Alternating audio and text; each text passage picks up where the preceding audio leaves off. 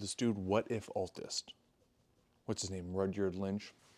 Kid's like 23, has this YouTube channel with about 700,000 YouTube subscribers. He's talking about history, he's talking about sociology, he's talking about what's going on in the world. And he's a smart kid, smart dude, clearly, very knowledgeable, makes really interesting videos, hence 700,000 people are subscribed to him. I mean, go check him out. I like listening to his videos.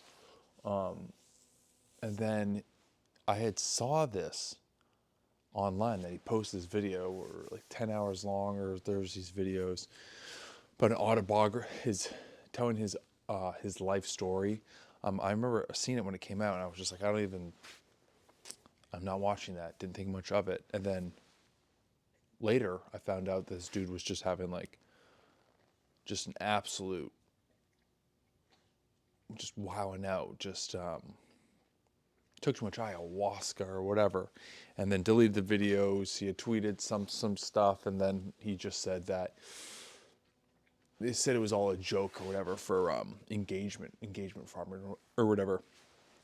But this kid clearly had, I mean, he was saying some crazy stuff, that he was like interfacing with gods and demons, and was tripping and went to hell for 1,000 years, and has to start a new religion. Bonkers stuff. And the only way I think he's going to be able to bounce back from that is you got to own it. Like, there's people that are commenting on his videos now being like, bro, we need an explanation. What happened? And I mean, that's super embarrassing to have a freak out like that in front of all those people. I've never done that. But you can't just act like it didn't happen. You have to own it and move forward.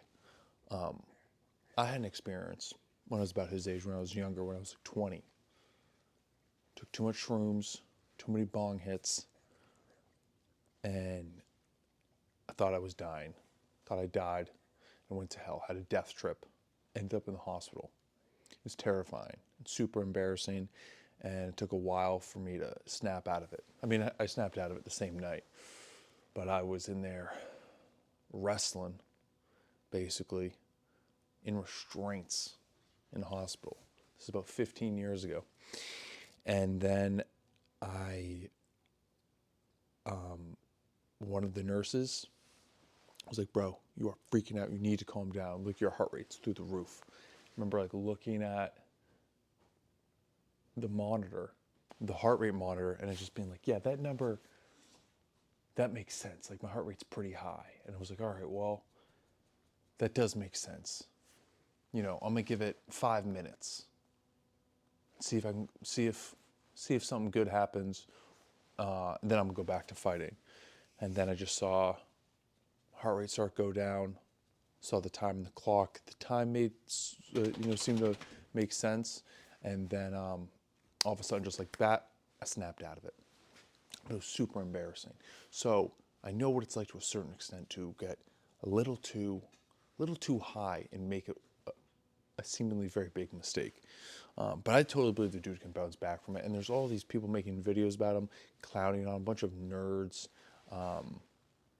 Dude, that's their only thing. They can just troll, and they don't really have anything good to offer, and they're just criticism and ridicule, and like, oh, this guy messed up. They're nerds. I think the dude's just got to get back on the horse as soon as possible. Maybe get some guidance, own up to it, take responsibility, move forward, and everything will be all right. I'm always going to support, or I'm always in support of people getting after it. I mean, dude was pushing it, took too many drugs, and did something stupid in public. We all been there. You just gotta own up to it and keep going. That's all we can do. I mean, if you take ownership, the people that rock with you will forgive you and get back to making good videos. Namaste.